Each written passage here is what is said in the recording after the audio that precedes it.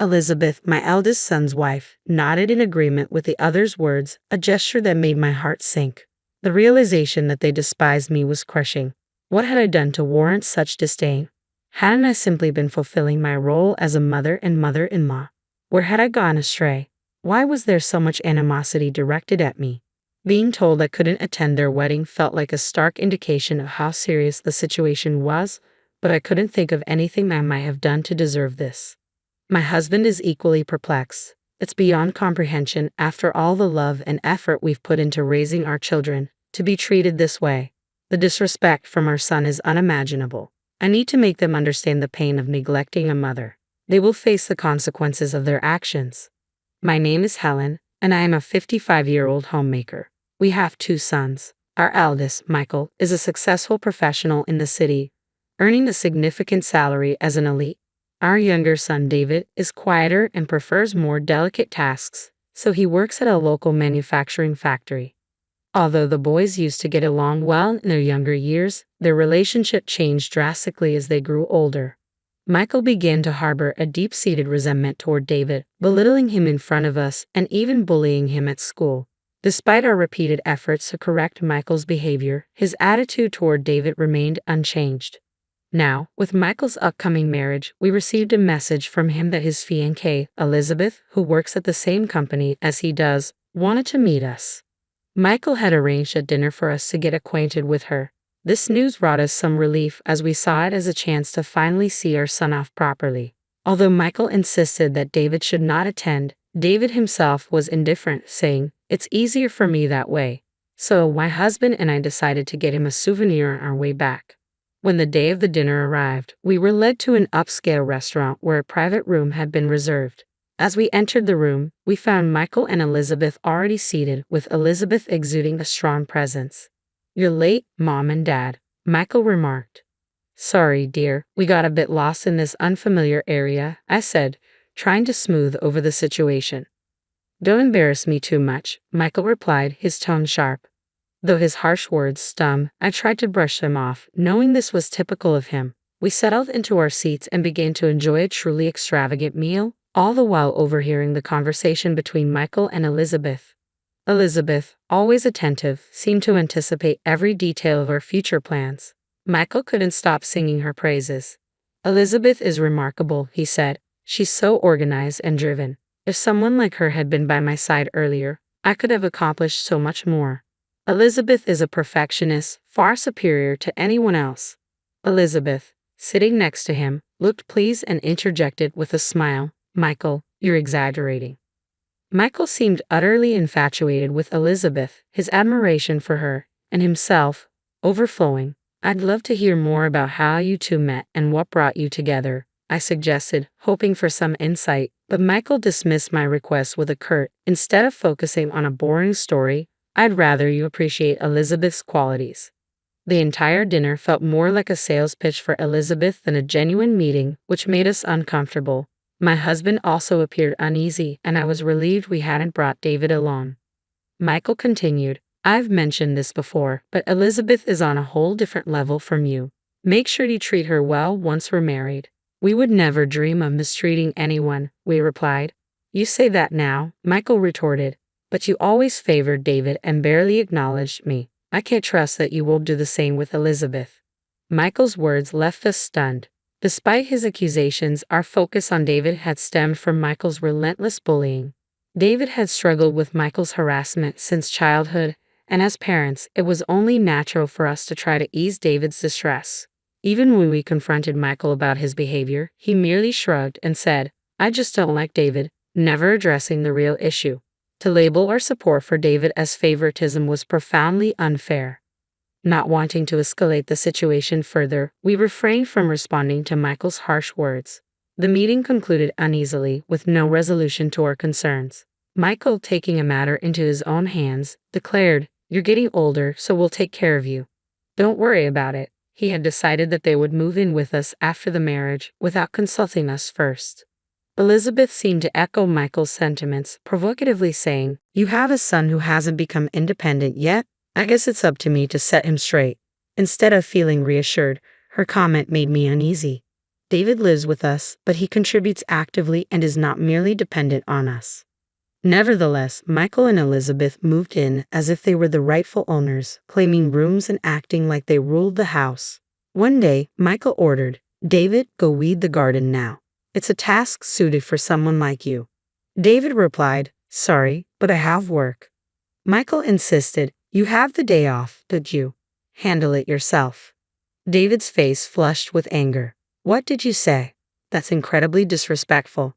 Michael's harassment of David grew more relentless, and though I found David's composed responses amusing, the situation was far more troubling than it appeared. It became clear one night, as everyone else was asleep, that Michael and Elizabeth were scheming to drive David and us out of our own home. I had gone to the kitchen for some water when I noticed the living room light was still on.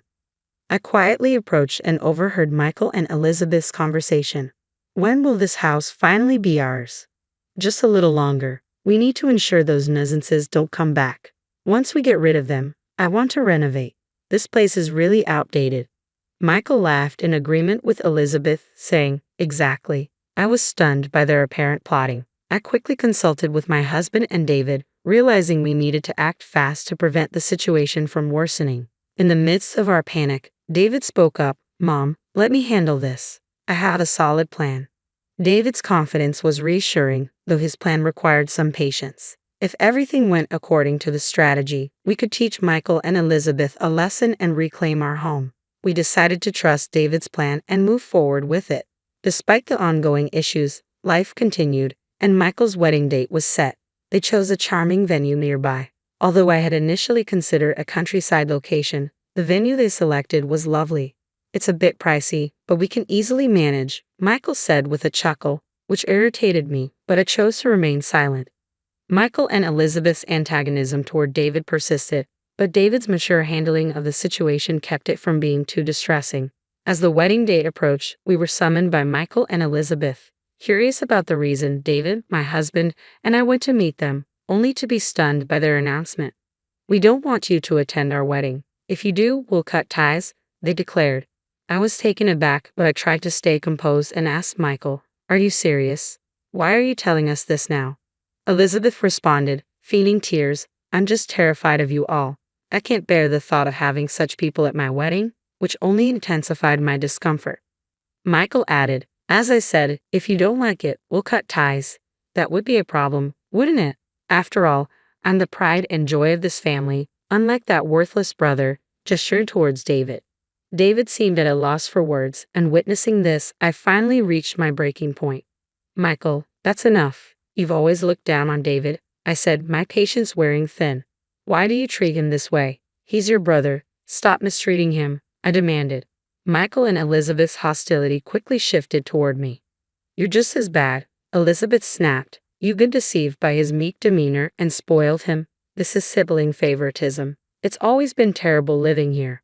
"That's because you've constantly bullied David," I countered.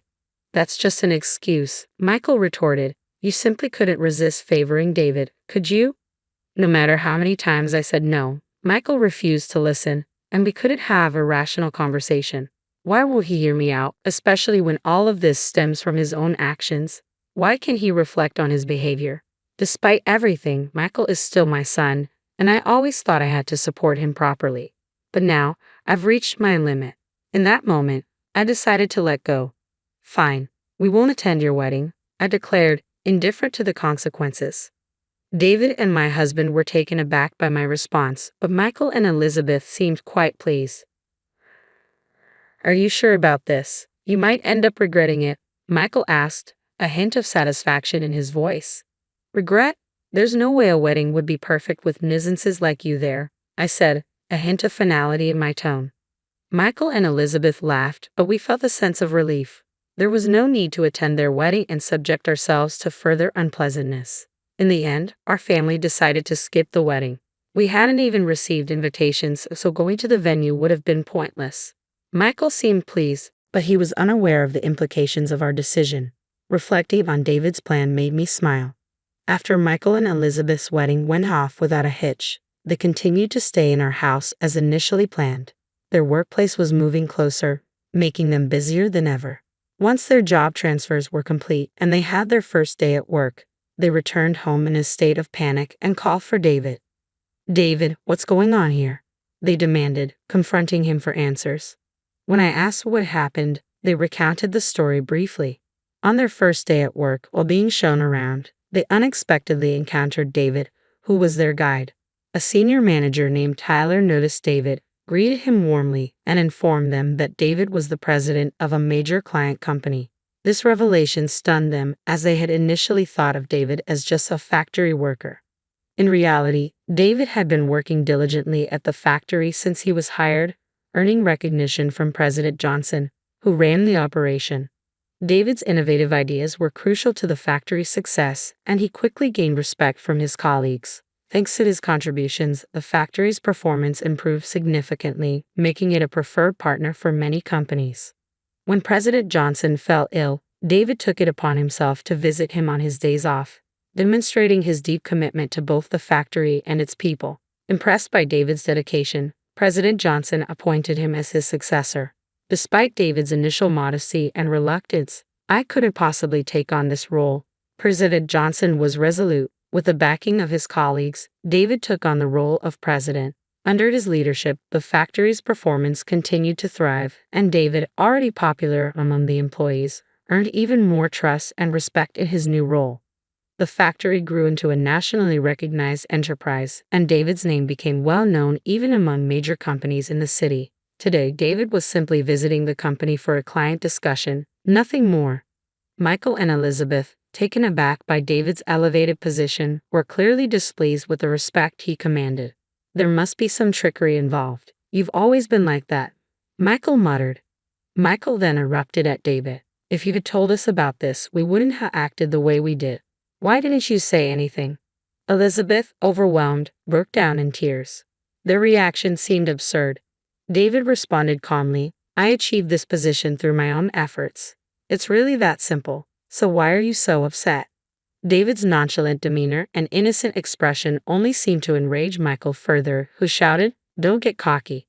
David addressed Michael calmly. "More importantly, there's something crucial I need to discuss with you." With some effort, my husband and I managed to calm Michael and Elizabeth down and had them sit. David went to his room and returned with a set of photos, which he spread out on the table. "First, take a look at these," David said, placing several photos in front of them.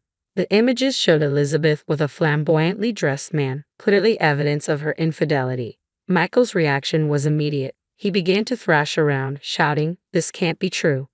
Elizabeth, visibly shaken, began to tremble as she faced the evidence. "Since she was to become my sister-in-law, I had thought it wise to do a background check, and this is what it revealed." With such clear proof, there was no denying the truth. Confronted by David, Elizabeth had no choice but to apologize immediately. "I'm sorry," she said. Michael, in shock, could barely process what was happening. "This is what happens when you don't look beyond the surface. Nobody's perfect," David remarked, his smirk causing us to stifle a chuckle. Overwhelmed by despair, Michael sank to his knees while Elizabeth's insincere apologies echoed through the room. Eventually, Michael and Elizabeth divorced, an outcome that seemed inevitable given Michael's unforgiving nature. After the affair, Elizabeth was anxious about the alimony demands, but her parents covered her financial obligations. Despite this, Michael's emotional wounds remained unhealed. The shock of the divorce led him to leave his job, and since then, he has isolated himself in his room, emerging only to eat and barely interacting with anyone. Whenever David was around, Michael would react with a fearful "he" and quickly retreat. It seemed that the incident had left Michael with a deep-seated fear of David. The family held several discussions about how to handle Michael's situation. In the end, it was agreed that we would sever ties with him. While this decision will undoubtedly impact Michael deeply, our patience has worn thin, and we find it hard to forgive his selfishness after everything that has happened. A few months later, Michael was forced to leave the house. Despite his desperate pleas and tears, begging for forgiveness, we could no longer consider him part of the family. His response, though heart-wrenching, felt justified given the circumstances. Meanwhile, the three of us are enjoying a more peaceful life without any disturbances. Even though my husband is retired, we live comfortably, thanks to David's continued support. We are deeply grateful for our thoughtful and devoted son, David. Moving forward, we are committed to being a loving family for him for as long as we can. It looks like David is set to marry soon. His partner is a colleague from the same company with whom he has been in a relationship for several years. We are eagerly looking forward to our beloved son's wedding and the joy it will bring.